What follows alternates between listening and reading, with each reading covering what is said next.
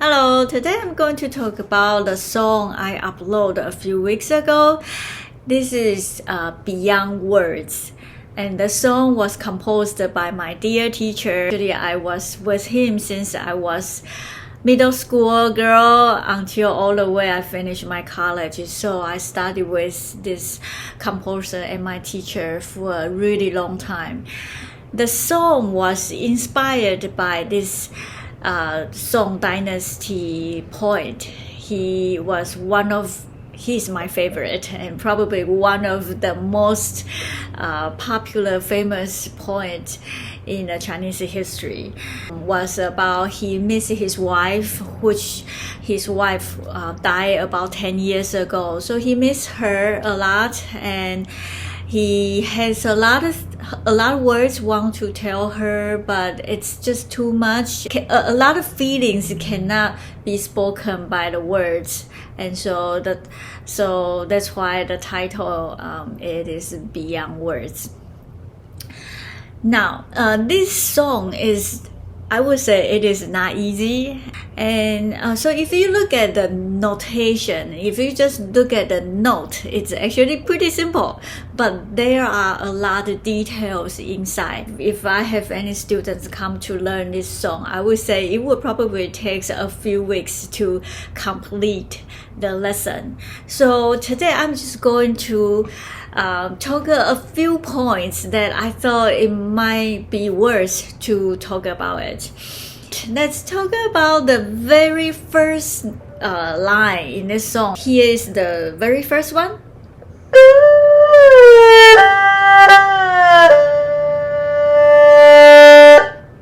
The very first note, make sure it is not a soft beginning. It is not a loud beginning either, but it is a firm start. Okay, so you do this. Okay. It is not accent. If I say accent, then you will play. It's really loud. No, it is not accent. But it is not a soft beginning either. It is. Okay. So the way you do it, it's kind of similar like how you do the accent. So you want to put the hairs on the string before you start to play, and then as soon as you start, make sure you use your wrist. So go out a little bit, but not too hard. If you do it too hard, then it will become accent, and that's not what we want. Okay, so that's all. Okay, and then after that, there's a kind of slide or a contour. Okay, so this is how it works. Okay, so again, you see, it has a start, and then it kind of disappear right after immediately. Okay. So ba. That's it. And then after that, okay. So it's a big slide. So mi xi. Okay. I would say you want to use your wrist to help you because it's a big one. So you want to mi xi. Okay. So make sure your wrist go first, and then your fingers will follow. Okay, so that's it. Okay, so one more time. Okay, and then after this, okay, so for these two notes the same. So you want to make sure it is not a soft note. So you can think about the accent, but it's really not an accent.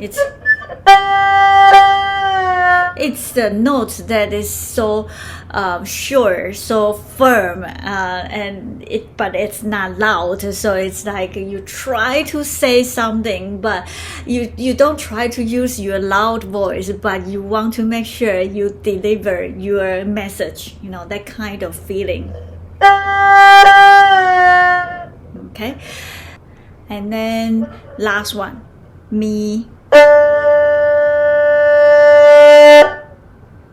Okay. And the last one, it has a close ending. This kind of technique you don't find in the violin very often, but that's the feature of the erhu, and that's why you really want to do it. Okay, so the last note, it's more like la, mi.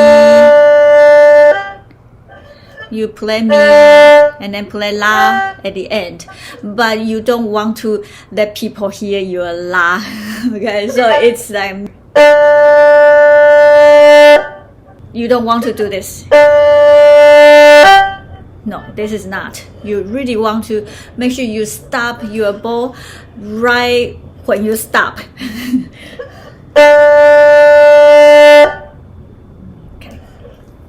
Okay, so this is the very first sentence. And then I would like to mention, if you watch my video, so at the 1 minute and 25 seconds,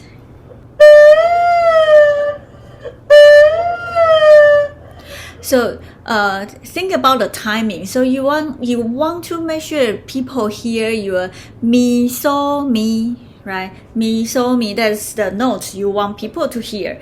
But you want to think about, you want to have the sliding from mi to so and then so to mi. I would not just focus so much on the left hand. You want to think about the right hand as well. So if you can give more attention when your finger is on the note, then it doesn't matter how you slide. People is going to hear your mi, so, mi. So pay attention to the loudness of this mi, so, mi. Right? So I try to play soft when I try to move, try to slide. If I didn't control my right hand and play all the same, then it's going to sound like, and it's kind of boring.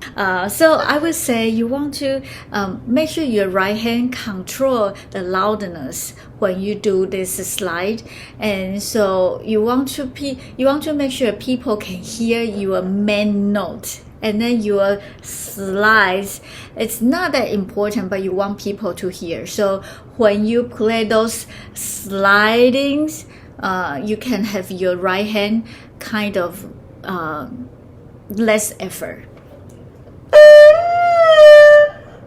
The next point I want to talk is at the 2 minutes and 40 seconds. So here has this la la mi mi. Okay. So la la mi mi is kind of easy, right? Just la la mi mi, it repeats. And if the Western people play the violin, this is probably the way they would do it. It is a loud point, and so a lot of people would just add all the vibratos there. But in the Chinese music, especially this music, I want to say it has a lot of inspirations from the local folk tradition, Chinese music culture. So the philosophy of the Chinese art in general is whenever you repeat something, you don't really want to repeat. You want to do something different. That's the idea. If you look at the calligraphy, if there's two words, the same words in the same calligraphy, they actually try to do something a little bit different. That's the Chinese philosophy. Okay, so the music is the same. So in this case, I would do the first one without the vibrato and the second one with the vibrato, and that will make the music more intense the second time. So this is the way I would play. The last one I would like to mention is at the 2 minutes and 55 seconds. So this technique is also very common in the traditional Erhu in the opera playing or the folk traditions that use all the time. But nowadays, when people start play the Western songs, it kind of lost already. But it's a fun and kind of iconic. I think it is very special for Erhu. So 2 minutes and 55 seconds. So I don't know what you hear, but did you hear something special here? So the way you play this is you start with the La on the second finger, and then you want to put your third finger and fourth finger, and then slide to the note you want, and not only slide, but you want to squeeze the strings, so you want to give pressures on the string as well. So thanks to Erhu doesn't have the fingerboard, so we can squeeze. Yeah, you can really squeeze as hard as you want, as long as you don't break your strings. So this is how it works. So put down your second finger, third finger, fourth finger, slide to where you want and give pressure to the pitch you want. Okay. Okay. So it's kind of fun, but it's challenging to do it. If you really try to do it, and then you find it's kind of hard to do it. So like I said, so for this technique, you not only change the pitch, but you also give the pressure to the string. So when people listen to this it's not just the pitch changes. You should also hear the tension, the tension on the string change. And again, I think that's so much fun about the Erhu, because we can do it. Other instruments probably cannot. Okay, so. This is at the 2 minutes and 55 seconds. I hope you have fun, and let me know if you have any questions. Thank you for watching. See you next time.